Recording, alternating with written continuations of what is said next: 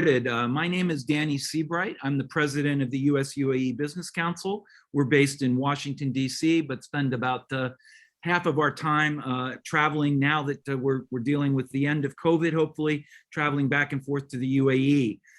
Good morning to friends in the United States, good afternoon, and good evening to friends in Israel and the United Arab Emirates. Welcome to today's conversation concerning the Abraham Accords and the one-year anniversary, which is tomorrow. Tomorrow marks 1 year since the signing of the Abraham Accords took place on the front of the White House lawn, in front of the White House in Washington, D.C. Today, we will discuss how the trilateral US-UAE-Israel relationship has evolved since that historic moment, which marked a bright point in a year shaped by global crises. In fact, it was a strategic tipping point in a region that has been marred by strife and turmoil.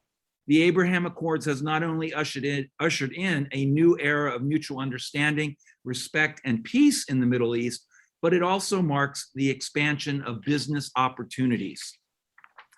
The initial momentum of the deal has carried forward. As the UAE Minister of Economy noted yesterday here in Washington, D.C., the UAE and Israel have exchanged over 60 MOUs to date. They have conducted between $600 to $700 million in bilateral trade so far this year. The UAE has earmarked billions for an investment fund aimed at strategic sectors in Israel. And just this month, Mubadala Investment Authority took a $1 billion stake in Tel Aviv-based Delek Drilling. Moreover, the two countries are looking to create $1 trillion in economic value in the next decade. Today, we will discuss these developments and look ahead to the future of ties between the two countries and with the United States. I'm so honored to welcome Shaima Gargash, the DCM at the UAE Embassy in Washington, D.C., Benjamin Krasna, DCM at the Embassy of Israel in Washington, D.C., and Sean Murphy, our beloved Chargé d'Affaires at the U.S. Embassy in Abu Dhabi, to discuss the implications of the Abraham Accords. Sean was at the embassy in Abu Dhabi on that day, on September 15th last year, as was Shaima and Ben at their embassies in Washington. Shaima and Ben were on the White House lawn, as was I, for the ceremony signing. So it will be very interesting to hear their perspectives. We have over 250 registered guests from the UAE, Israel, and the US business communities today. I'm pleased to welcome guests from the UAE Embassy in Washington, D.C., the U.S. Embassy in Abu Dhabi, and the Embassy of Israel in Washington, D.C., and partners from states in Alabama, Ohio, Pennsylvania, and Texas. It's very critical for what we do in the U.S. to broaden and continue broadening our outreach to the 50 states. I will remind our guests that this webinar is being live streamed and it will be recorded and posted on YouTube immediately afterwards. Throughout the webinar, please submit any questions that you might have through the Q&A or chat functions, and we'll do our best to get to them. First, please welcome to the virtual stage, Shaima Gargash, Deputy Chief of Mission at the UAE Embassy in Washington, D.C. Shaima is a seasoned diplomat and a good friend and is going to make her opening statement. Thank you, Shaima, for joining us. Thank you. Thanks, Danny. Well, it's a pleasure to join you today from the UAE Embassy in Washington, D.C. I'd like to first acknowledge my fellow panelists on today's impressive program. It's good to be with you, Benjamin and Sean. 1 year ago, the UAE and Israel established diplomatic ties. This historic breakthrough was met with broad bipartisan support from the US and countries around the world. And everyone saw what was possible. Israeli Foreign Minister Yair Lapid's recent visit to the UAE and the opening of the UAE and Israeli embassies in Tel Aviv and Abu Dhabi highlight the enduring nature of the Accords. They also underscore the similar and powerful values that we share when it comes to creating a brighter future for the region. The Accords are a powerful example of effective diplomacy. They emphasize common interests and shared values between our two countries. Just 1 year ago, this program would not have been possible. It's the creation of partnerships like this that make my job as a diplomat more exciting and underscore what the Abraham Accords are all about. The Accords have created enormous economic opportunities for the UAE and Israel. 60 major deals have been signed between entities in the two countries, as mentioned by Danny, across the fields of technology, tourism, health, energy, and environment.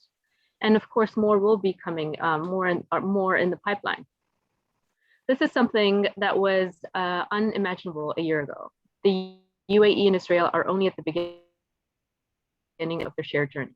UAE-Israel normalization is forecasted to create over $1 trillion in new economic activity over the next decade. And our UAE Minister of Economy recently announced that just a couple of days ago. Opening dialogue and learning from one another is important. Collaborating on research and training, sharing cultural ties and building bonds.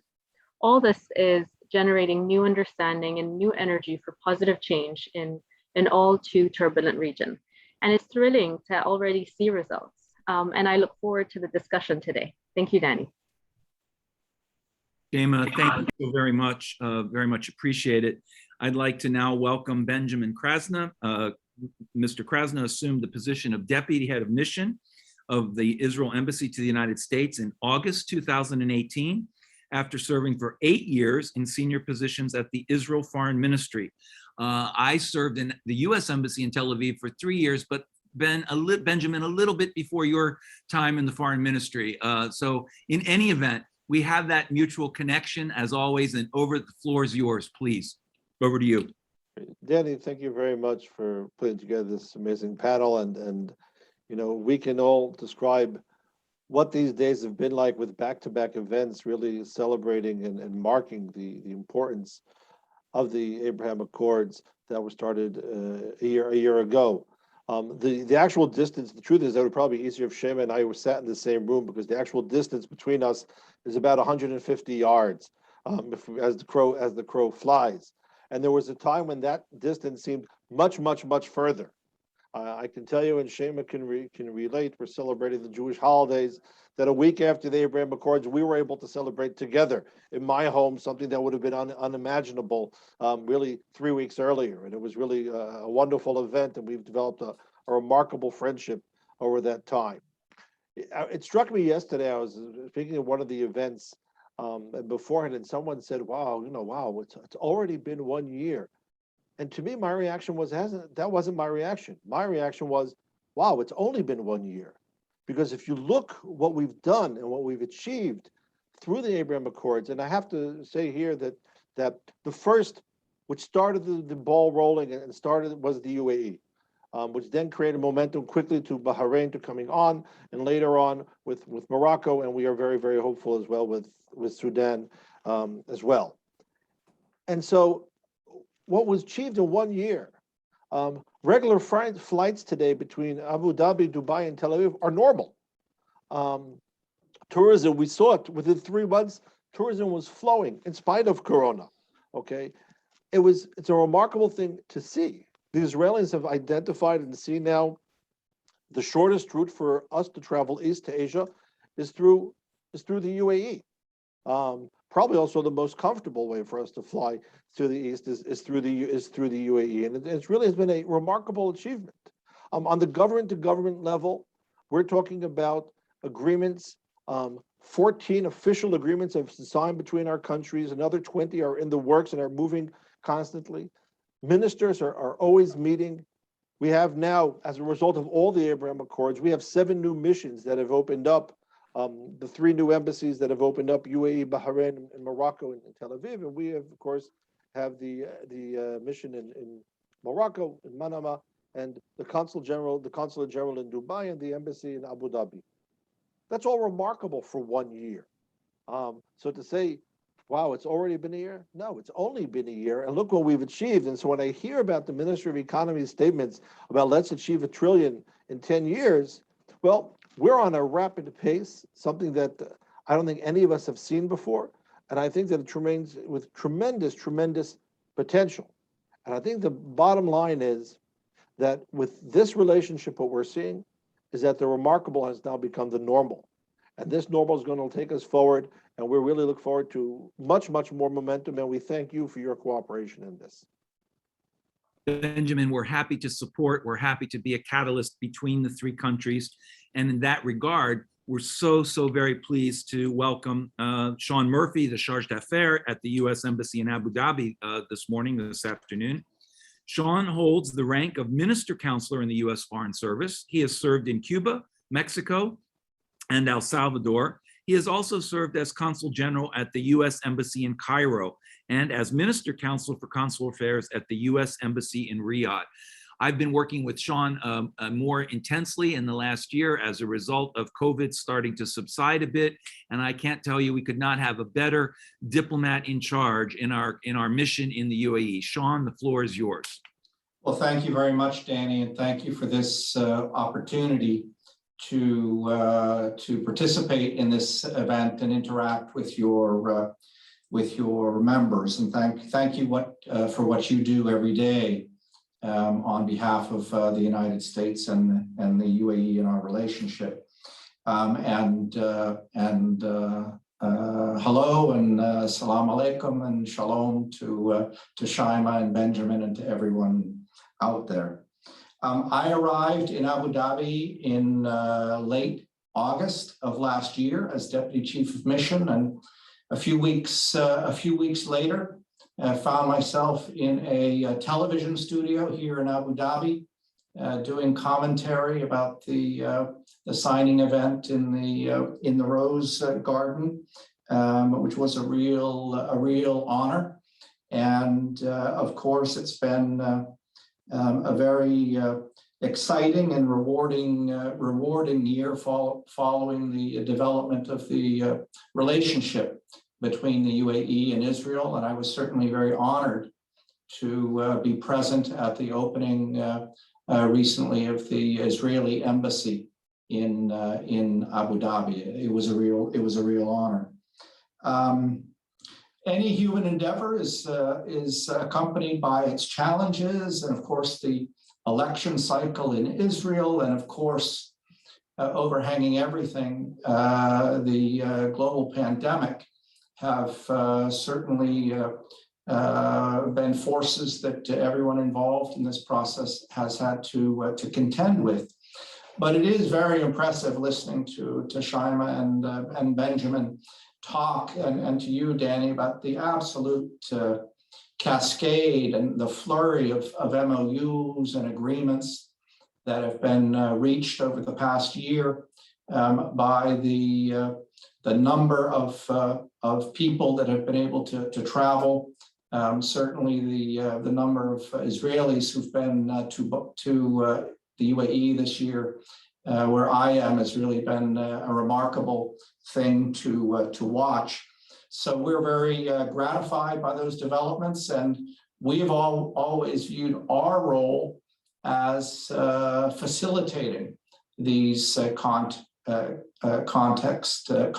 and developments. Of course, never interjecting ourselves in the process where it's not necessary, but accompanying the UAE and Israel on this journey to peace and prosperity. And it's been very gratifying to see the progress that has been achieved. And we really hope that the other countries in the region will follow the historic leadership that the UAE demonstrated in taking this courageous step forward in themselves, looking at their relationships with Israel and choosing a similar path. And really, through the combined efforts of everyone, we can achieve a lasting peace and prosperity and security in the region.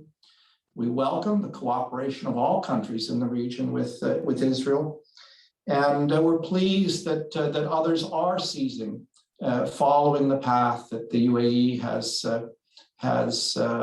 trailblazed in its relationship with Israel, and following the momentum that has been gathering through the course of the year. And we're encouraged by signs that things are happening and that things are moving. I believe the Prime Minister the Foreign Minister of Israel was in Egypt this week. Very pleased to see. I served in Cairo, and I was very pleased to see that apparently Egypt Air will be starting direct service between Cairo and Tel Aviv relatively soon. That's just one of many signs that that the region is reevaluating its relationships, and that we are moving to a warmer peace between Israel and its neighbors. And we view all of these developments as very positive. And as I said, we're very happy to accompany the UAE and Israel on this journey. So I look forward to the rest of the discussion. Sean, thank you so much, and a very positive statement indeed by the U.S. and the administration. Shaima and Benjamin, and also Sean, Shaima and Benjamin, we were on the White House lawn together, and I want to delve into the business aspects of this because that's what this this webinar is about. But I want to hear from both of you from a personal standpoint, a couple points about what you felt that day. A year ago tomorrow on the south lawn of the White House, as your leaders signed the agreement with the administration, with the U.S. government. What did it feel like, Shaima? What? Give us your thoughts. Well, I think there was a lot of emotions going around. Like, the whole experience was quite surreal. Just a month before, we were prepping for the day, and I was actually leaving the Hamptons with my family, and I had to park on the side of the highway, trying to, connect and speak to my colleagues on that, for the day. And so we saw a lot of events and kind of the relationship unfold. And the day itself was such a historic moment for us because it broke so much barriers, but it also was so right and so fitting, not just for the UAE or Israel, but for the region. And I think the energy at the lawn was just so positive and happy, and after recovering kind of from the COVID evacuations, it was just so fulfilling because we were extremely busy. We had no time to reflect, and that moment was a moment of reflection for us. And proved that everything fell into place, and it seemed like everything was going in the right direction. And today is a wonderful example, a year later, where we've done so much in just 1 year, as Benjamin mentioned. But the energy was positive. Everyone was happy. It was like a party. I know it was COVID, but it just felt so happy. And people didn't care if they, wear the kappa or had a shela or hijab on. It was just so overwhelmingly joyous. And that was the feeling that me and my colleagues all had in the UAE delegation on that day. Benjamin, Ambassador Al-Otaiba called me that July and said, Danny, watch for Yediot Aharonot. There's going to be a major story the next day, and about new direction that the UAE is trying to take with Israel. Did you think in those 2 or 3 short months, Benjamin, that you would be standing on the White House lawn with the UAE and Bahraini delegation on September 15th when you read that editorial in Yediot Aharonot? Well, Dan, we can't always talk about everything that goes on behind the closed doors. I will say this point that as a diplomat, it was very, very rewarding to see how this unfolded. Because to me, watching my direct boss and Shaima's, the ambassadors, and the energy that they dedicated to putting this in. When people say, what's diplomacy, what's the role of the diplomat? And I'm not talking about, are they belonging to a foreign ministry or their political appointee? I'm talking about the part of the commitment, the will, the vision. And then their job is to bring it to the leaders, because without the leaders, it doesn't sign no matter what the ambassadors do. But to see the power of the person, knowing as we have over the years, quietly learned from Ambassador Otaiba, and looking up close and seeing the work that at the time Ambassador Dermer was doing with this, to shepherd this process, to bring it to the point, you saw where the energy was. You saw where these two were taking it and working with their leaders and making it happen. And so you realize that this could be one of those momentous occasions that would come, of course, to fruition I joked at the time with Ambassador Durham. I said, "Can we stop doing all these peace agreements on Fridays before we go home?" I said, because the phone calls were always on a Friday when we're about to go home, and so it's just, all of a sudden disrupting your weekend again, as Shaima discusses, having to pull to the side of the road, and then you show up on the lawn, and the lawn, it was remarkable. I mean, you walk in, and up until that point, we're looking at the delegations, we're looking at where they're staying, the hotel, the motorcade, everything, other bits of the pieces, and then all of a sudden you get to step back and sit and be part of witnessing history. And that's the remarkable thing. And sitting there on the lawn and seeing the White House in all its glory, and seeing the unprecedented turnout of people, and seeing and all of a sudden, and Shaima and I, I'm sure, relate to this, your colleagues are congratulating you. Because it first actually hits you, this is about you. This is about you and your people and your kids and your nations. And that's what this celebration is about. And I think that was that moment when you sit there and then you start getting all the texts from home saying, "We see you on the camera." I said, "Wait a minute, I guess I really am here being part of history." Yeah. It was an amazing afternoon for sure. Sean, Benjamin makes the point, it is about the children and the future generations. You've been a diplomat in the region for a number of years representing the U.S. Did you think when you found yourself in Abu Dhabi on the TV cameras talking about this, that it would come this quickly? What was your reaction? Well, it did, as you say, Danny, it did come very, very quickly. And as Benjamin said, that day you really did feel that you were part of something genuinely historic, that this really is, you could feel kind of a page in the history of the region being turned. And as a diplomat, it's very rewarding to get to participate in that.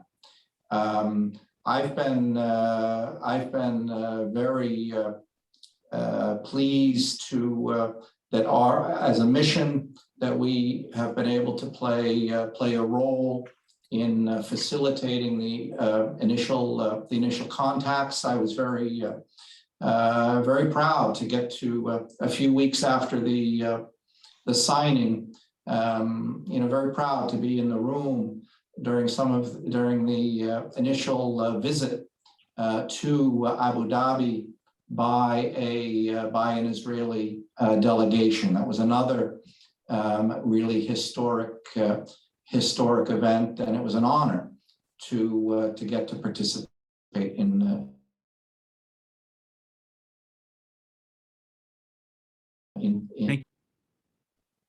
Thank you, Sean. The people-to-people ties are some of the most important aspects of what's been happening, and we're going to launch into the business discussion here in a minute. But I just do want to acknowledge that even during some of the worst aspects of COVID, we've had over 100,000 Israeli visitors coming to Dubai around the holidays earlier this year. We've had more and more Emirati visitors coming to the UAE finally, and meeting to talk about the people-to-people ties going forward. So a very, very important aspect of this is building those ties that bind, as we say in the United States. Business is part of that. And given that we have many US and UAE Israeli companies on the line today on the webinar, let's turn to some of the business implications of the Abraham Accords. When the agreement was initially announced, we witnessed a flurry of activity with business delegations traveling to Tel Aviv and Dubai and Abu Dhabi, and business deals and MOUs signed in the banking, shipping, and diamond trade spaces, just to name a few. Ahmed bin Salem, a good friend of mine, working very closely with the Diamond Bourse in Tel Aviv to sign some new agreements in that regard. Very important. Now, just 1 year into the Abraham Accords, it is estimated that the UAE and Israel have amassed over 600 million in trade so far this year, with, as we heard yesterday, $1 billion planned, expected by the end of 2021. Benjamin, what have Israeli businesses found attractive about doing business in the UAE? I've been working in this job for 15 years, quietly behind the scenes to help build some of the soft bridges between the two countries in this aspect. And the thing that my Israeli friends said to me overwhelmingly was, we wish we could visit the UAE. We wish we could see what's going on there, because what we see on television is just mind-boggling. Well, now, Benjamin, they've been visiting for the last year. So what are they finding attractive about business there? Danny, you correctly point out that below the surface, there was much going on before, taking advantage of opportunities, third parties, dual citizenships, and the like, and working together to try to find the business opportunities. And obviously, that would have to have been done much more under the radar. And then this just opened those floodgates. I think what they're seeing, first of all, is a desire for technology. To me, that is a huge piece of what it is that everyone is looking for. Israel has the ability to provide that. They see the thirst that there is in the UAE to get the technology, to invest in the technology, to be part of the technology. Because again, I think the issue here is the partnership.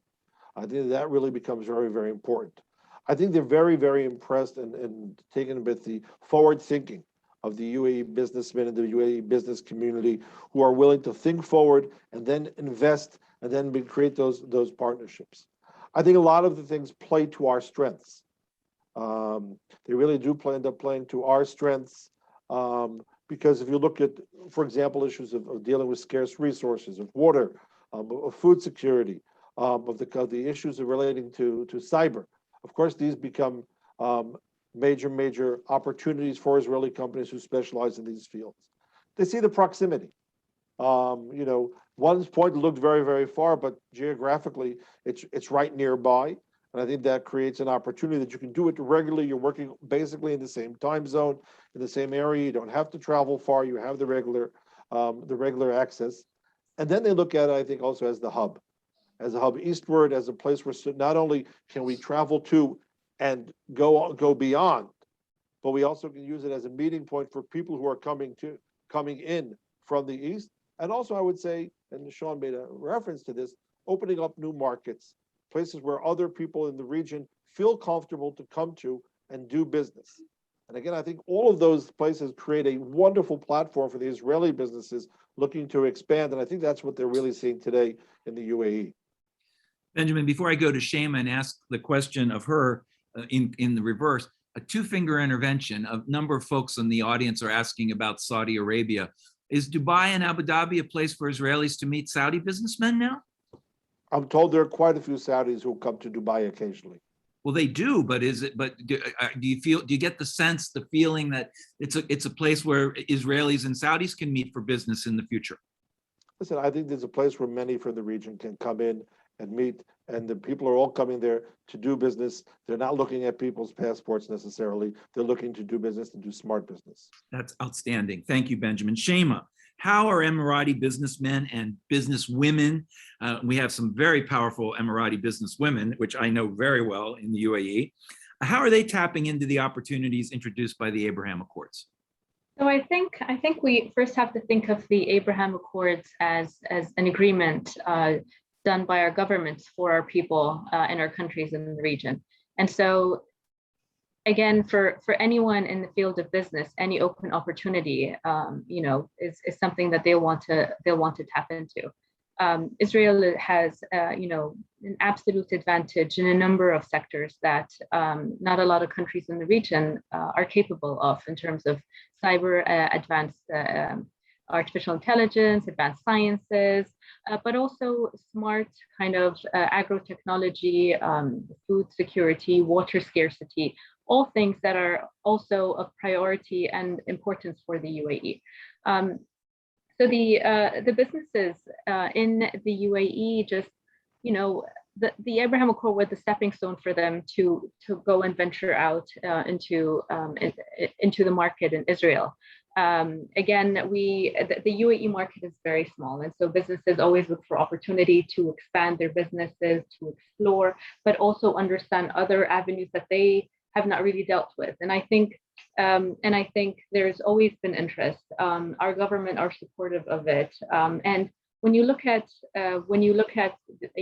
why people go into business as well, not only for their self-interest, but eventually it creates jobs, it creates opportunities, it kind of diversifies our economies. The UAE this year has announced a big focus on economic performance and stability for the next few years, and so has Israel for many years as well. And so again, just reiterating, the Abraham Accords was just a stepping stone.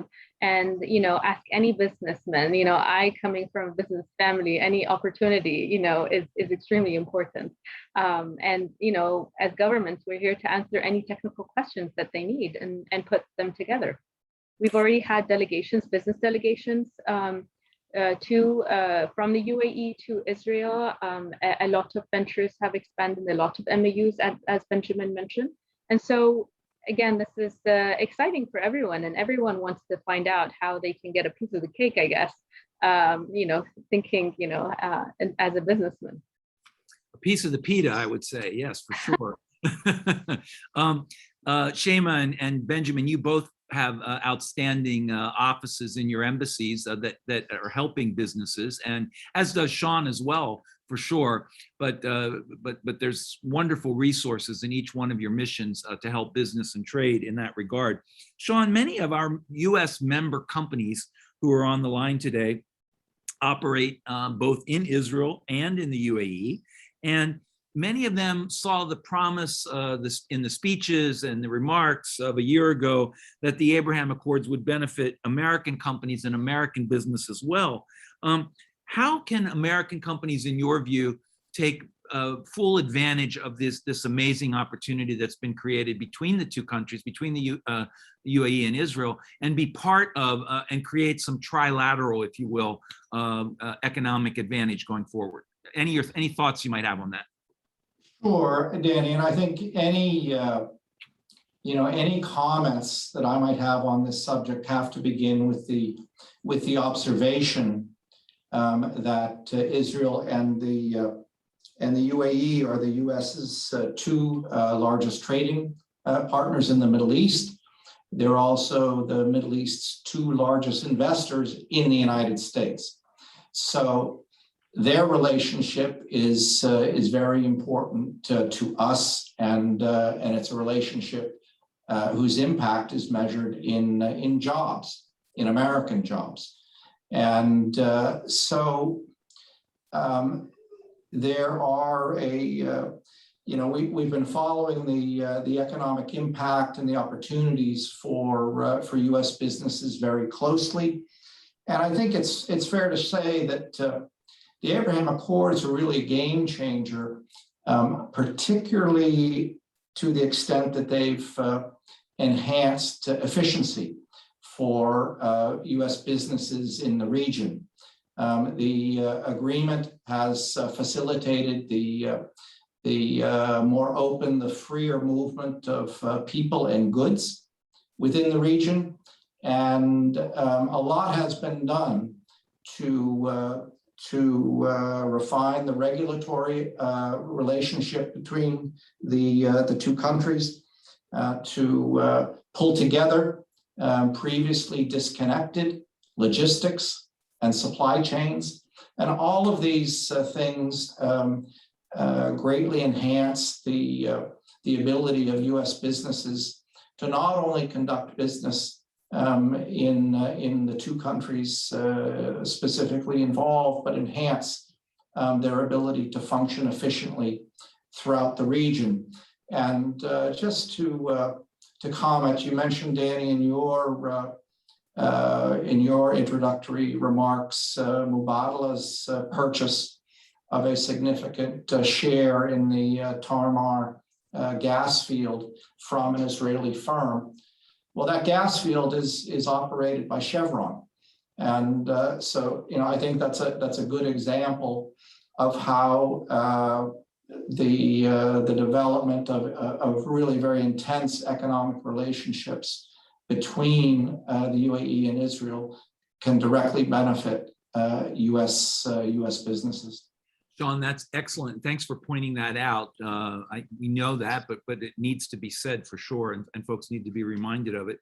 Advice that I gave American companies very early on, and I still do to this day, is that many of them had bifurcated or split their Israel operations off from the rest of the operations in the Arab world or in the Middle East because of the vestiges of the Arab boycott from years ago. And I said the first thing they needed to do internally in their companies was break down those barriers and start putting the executives that are in charge of the Gulf, in charge of Israel together in the same room and starting to talk and sharing their expertise. And that would create opportunities for American business to participate in some of this economic miracle that's taking place between Israel and the UAE. And I think it's happening. And more and more companies that I talked to on my recent trip, I was just out in Dubai and Abu Dhabi last week for 10 days and met some 65, 70 American companies on the ground and caught up with them after a year of COVID and no travel. And they're all telling me how they're doing this. So it's a great step forward.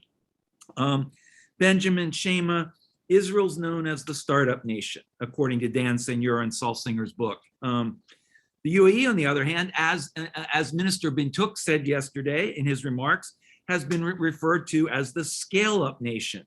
In fact, we have seen major cooperation in investment and startup spaces with ADIO and G42 and others opening offices in Tel Aviv to focus on small and medium enterprise companies and innovation.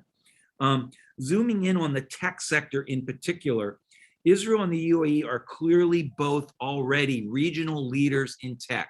Israel has a rich history of creating intellectual property with its companies, new companies in the UAE, or excuse me, in Israel. The UAE wants to go there. That's part of its future evolution, is to create IPO in the UAE. Dubai's making its name as an AI, digitization, and smart city hub, while Israel's known as cybersecurity, blockchain, and quantum computing. The two countries have collaborated in this area and are witnessing these new JVs. Raphael in the defense sphere is coming to Israel. I mean, I could go on and on about some of the things that are happening. Shaima, how are Israel and the UAE joining forces on tech? What do you see the future as in the next year or two? Where should companies, American and otherwise, be really focused and really zoom in, as we say, on possible opportunities in the tech space? So the world of tech has become more prevalent than ever before. And one of the first MOUs signed between both our countries was between the Mohammed bin Zayed University of Artificial Intelligence and the Weizmann Institute of Science. And so we have evolved in terms of our relationship. You know, we kickstarted our MOUs with the technology MOU. As I mentioned previously, Israel has an absolute advantage in a lot of technology fields and sciences that are not available in the region. The UAE is kind of, as mentioned, a scale-up nation. Again, when you look at us, the UAE is only 50 years old. And so there's still a lot of potential for the UAE to grow into. Again, as we diversify our economy, as we support the infrastructure for economic, for our economy, you know, technology is very important. And so we have advanced and collaborated on COVID, for instance, assistance, scientific and healthcare research. And so the technology and AI aspect is just a fundamental kind of necessity in kind of evolving the business partnerships. And so this is kind of where we're at. The UAE is looking forward. You know, we've sent a mission to Mars last year. A lot has happened and a lot has been emphasized on technology and science, making it easy on our people to make kind of efficiency in the way we work and businesses. And so what a better partner to partner with in the region other than Israel in this field. Again, there are a lot of countries around the world that also are big players in the field. But for us, you know, just next door is Israel. And so, but also when you look at it, the youth population in both our countries are very, you know, tech savvy. And so this is the new language of tomorrow. And it's an important area that we all need to invest in. Thank you, Shaima. Benjamin, Where do you see the potential for continued collaboration in this very, very important field? You're on mute, sir. Yeah, There you go. I got it. There you go. Okay, so really, again, you mentioned it. I think that we look at ourselves really as a global center for innovation, and we're all about the innovation. And how do we carry that innovation forward and that energy forward to new partners? For example, cooperation with what we would call laboratory-made meat products, things that can be done, which are growing in importance. And Israel has technology, and now we're starting to do that cooperation with partners in the UAE. I think that when you mention the Delek Chevron Tamar linkage, it all of a sudden creates also a remarkable link and bridge for the UAE looking towards Europe. Okay, it brings UAE into the Eastern Mediterranean with all of that potential that's there. It shows us, of course, the potential that's out there for a lot of things that are going to be done in the realm of infrastructure. We hope soon to have a free trade agreement with the UAE. We already have a free trade agreement with the United States. Obviously, that maybe is something that was attractive to some of the investors in Israel. So I think that what we're really are looking at is how to work together, how to make it possible for that innovation cottage industry that exists in Tel Aviv. There are others in the world who are looking to invest in technology. Some may say that there are more desirable partners than others. I certainly believe that the potential to bring the power that the UAE offers to come into infrastructure on the macro level, but also into the startup sector, okay, at a much smaller cost, but at an earlier point, is something that's great potential when like-minded countries who are strategic allies with the United States, work together to develop their tech sectors, and so that those technologies always remain in the right hands. I think also, while we're both from the Middle East, there are different cultures, but that's a plus. Okay, I think that having a different outlook, having a little bit different mindset on certain things, different ways sometimes of looking at some of the regional challenges and how we adapt the 21st technology to problems that the region's been dealing with for such a long time, empowers us. And I think it empowers us to say, okay, what do we need a solution for? Let's think together, and now let's start working on that solution. I think that's what we're offering really when it comes to the technology. So a company like WaterGen that can produce water from the air, when you look at the possibility of advanced agriculture, when you look at what you do in terms of the desert, what you do in terms of increasing shelf life, and how you maintain this in a very hot, arid, water-scarce region, these are things that we all need to address. And if we learn to do it together, the ripple effect is going to be huge for the whole region. Thank you, Benjamin. We have a member company at the U.S.-UAE Business Council called Aero Farms that has a huge investment in Israel, a huge investment in the UAE and in the U.S., of course, in vertical farming. And this is just one example, again, of how the business can work together in all three countries to tackle some of these really difficult problems that you mentioned. Sean, there's a number of questions in the chat box about what the U.S. government can do going forward to support the Abraham Accords. I'd like to focus you on, if I could, what you think the U.S. government can do going forward to help support some of these business initiatives, tackling some of these problems that Benjamin raises, that American business can assist with, and how we can help American business have more of a seat at the table. Any thoughts that you might have on that would be useful. Thank you. And in the tech sector specifically. Well, let me comment on the tech sector, Danny, because I think it really is in the tech sector that many of the greatest opportunities are found for U.S. businesses, and as a result of the Abraham Accords, and where U.S. businesses can really make a contribution to solving some of the great dilemmas that face all of us whether it concerns climate change or water and food security. And I know that on your recent visit to the UAE, you got the opportunity to see the US Pavilion at Expo. And the theme of that pavilion, of course, is life, liberty, and the pursuit of the future. And I'll say, of course, parenthetically, that we're very proud of the pavilion, and we're very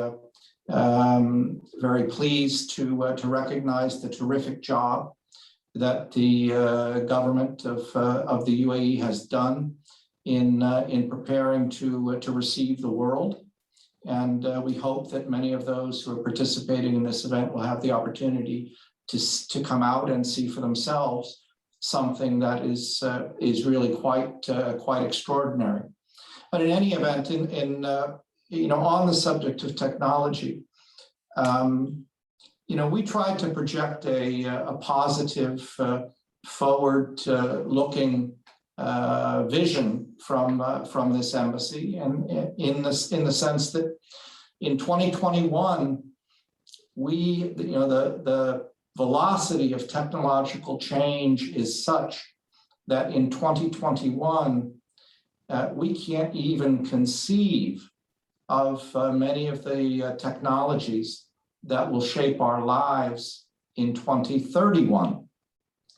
But we can state with a very high degree of confidence that we know where most of those technologies will come from.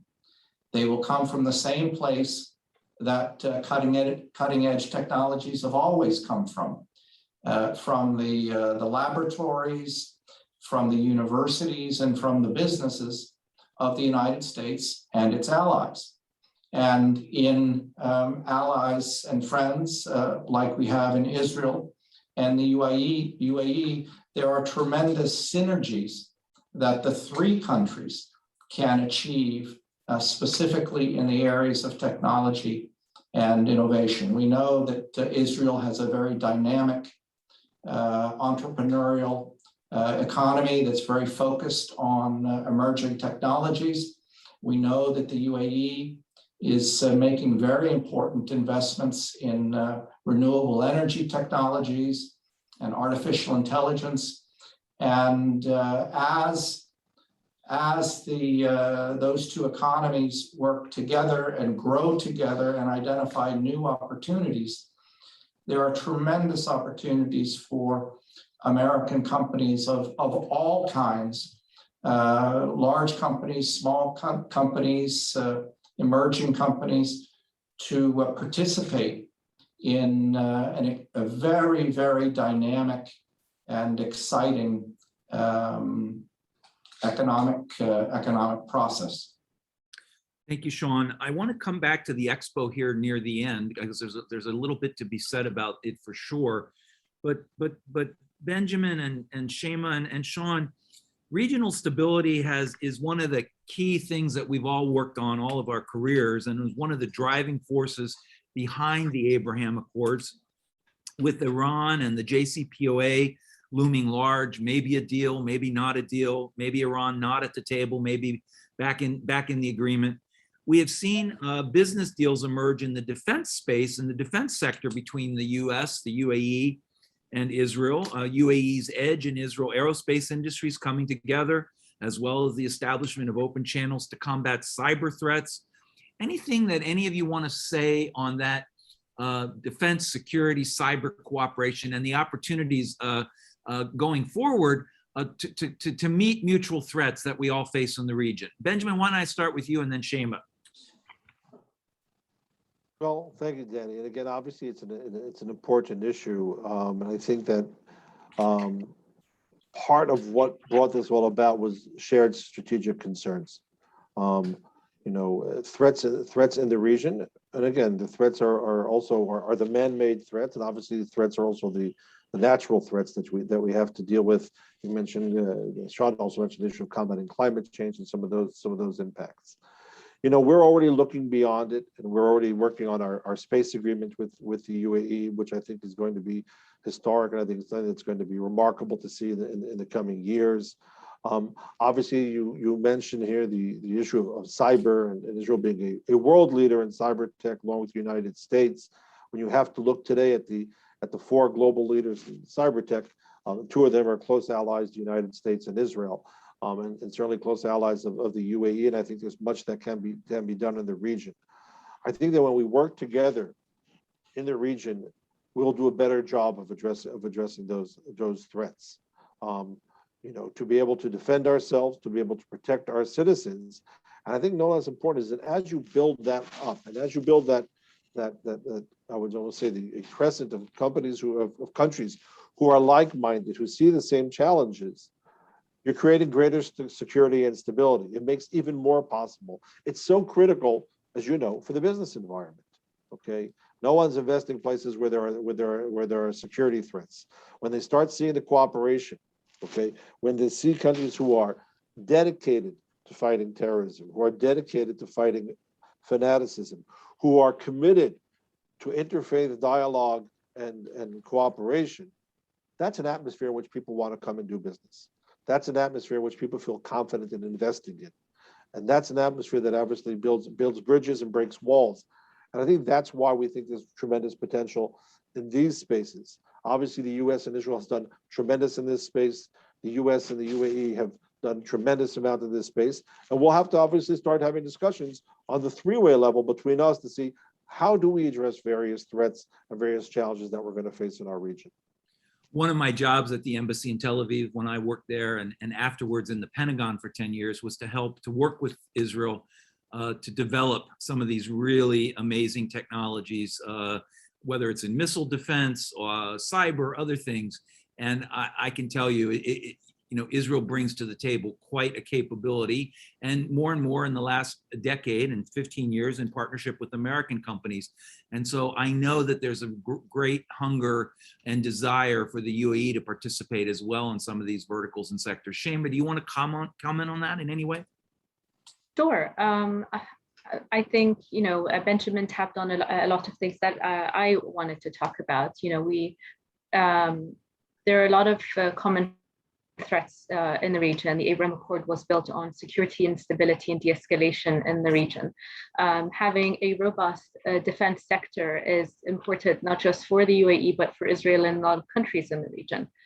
We have an important defense relationship with the United States as well, which is important for us to ensure that, as Benjamin mentioned, that we as UAE can also defend ourselves.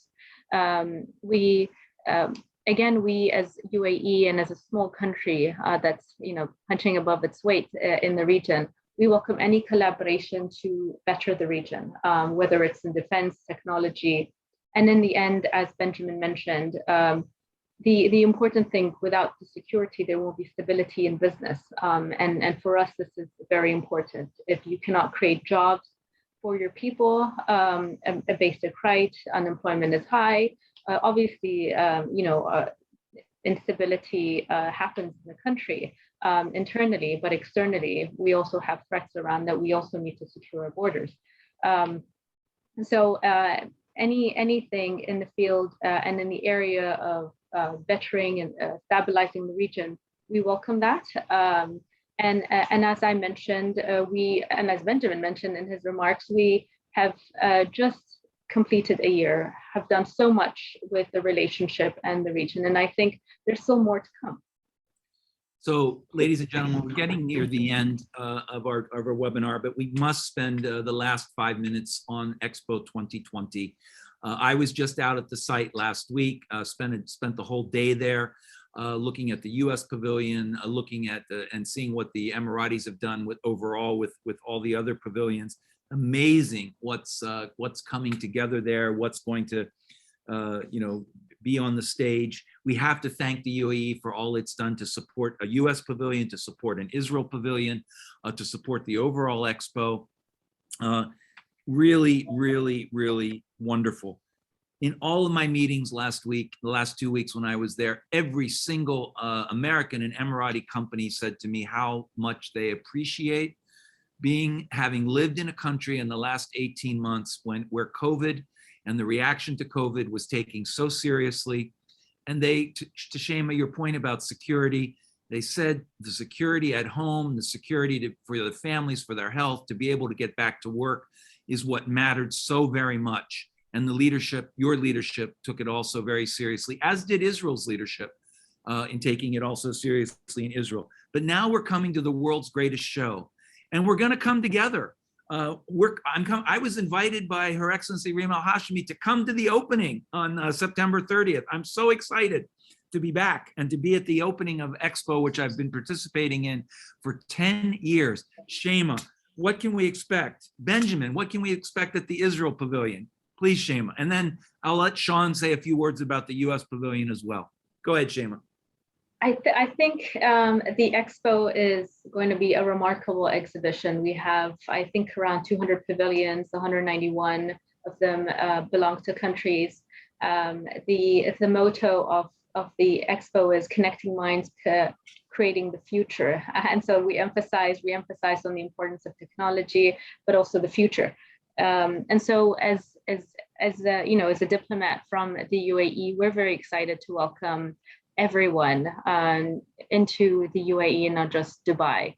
I think having the Pavilion of Israel sends a really strong message. Again, when the UAE won the bid for IRENA a few years ago, there were Israeli representatives and diplomats, and so it's not new to us. And we are very open to others, accept all.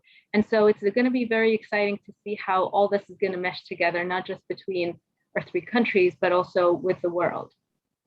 Well, Shaima, all I can say is thank you for the UAE's hospitality in this regard, and congratulations. And we're taking some 13 US business delegations and events to participate at the US Pavilion, at the Israel Pavilion during the course of Expo in all of the theme weeks. And I could not be more excited for what's to come. Benjamin, Go ahead.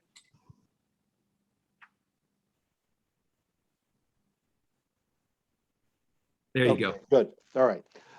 Dennis, and I'm envious, but I'll wait when Shaima's going to let me know that she's organized the DCM trips from Washington to go see the Expo sometime in the next 6 months. But really, it's remarkable.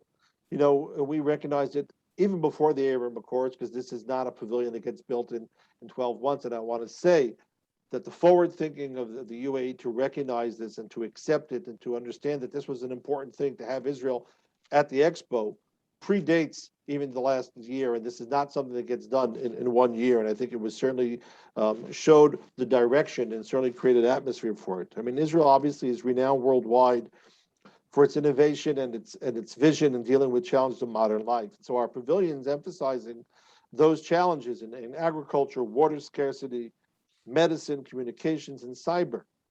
It's going to show obviously the nature of the open and diverse society that's Israel. It's going to show stressing the context that exists in the multicultural society that we have, and hopefully be a platform for future business pavilion for people to be able to meet. Our pavilion is going to include probably over 10 ministerial visits during the course of the exhibition that will all show what their offices are going to be doing and use the time to meet their Emirati counterparts. During the 6-month period, we're going to have at least 6 business delegations, including food security, water, energy, smart transportation, cyber, and medicine. I think that I spoke about it earlier, Danny. We're also going to have 3 remarkable trilateral meetings between the U.S., Israel, UAE as built into the Expo. There are going to be three trilateral meetings on energy, on clean tech, and on medicine. And we're looking forward to the first one on energy that's supposed to happen on November 22nd. I would also encourage you, listen, business is good, but people should also have a good time. And so you should just know that we're planning about 20 different cultural events around the Expo to have the pavilion so people can really experience Israel in all its facets. Thank you, Benjamin. And I have to note that we are just overwhelmed with pleasure at being able to play host to those 3 trilateral events with our Emirati and Israel partners. So thank you so much for calling those out. Sean, a last word on the U.S. Pavilion before I wrap it up here? Yeah, just very quickly, I've already mentioned the theme, life, liberty, and the pursuit of the future. It's a beautiful facility with very distinctive and I think fun exhibits. We also have a tremendous program of cultural activities throughout the 6 months of the expo. We're going to have a never-ending succession of visitors from the United States, delegations, business delegations, official delegations from both the federal and state levels. And of course, our National Day at Expo is on November 28th, just after Thanksgiving. We look forward to being able to welcome a lot of people from the United States to come out and see the pavilion on that occasion, and of course welcoming all of our Emirati and Israeli friends to visit us. And Danny, with that, I will look forward to seeing you at the opening at the end of this month. Thank you so much. Thank you, Sean. Thank you, Benjamin. Thank you, Shaima. In the chat function, you're going to see a link, ladies and gentlemen, to a webinar that we're to a virtual aspect of the Minister of Economy's event that we're hosting this afternoon in Washington at 1:45. We're trying to adopt a new policy of doing hybrid events where we have a component that is face-to-face and a component that is virtual. So if anyone wants to log in and watch the events this afternoon, please do so. The two ministers attending the event will review some incredibly impactful reforms that the UAE is taking in business, leading up to the country's Golden Jubilee. We did not mention that in December, the first week in December, the UAE will celebrate 50 years as a country. And this is an amazing development along with everything else that we've been talking about today. And looking forward in the coming months, the Business Council will be working with the UAE and on Israel to put together these trilateral events, as I said. Thank you so much for joining today. I look forward to seeing you all on either face-to-face or in future webinars. And Shaima, Benjamin, Sean, congratulations again on the Abraham Accords, historic inflection point in the future of the Middle East. All best regards. Take care. Thank you. Thank you very much.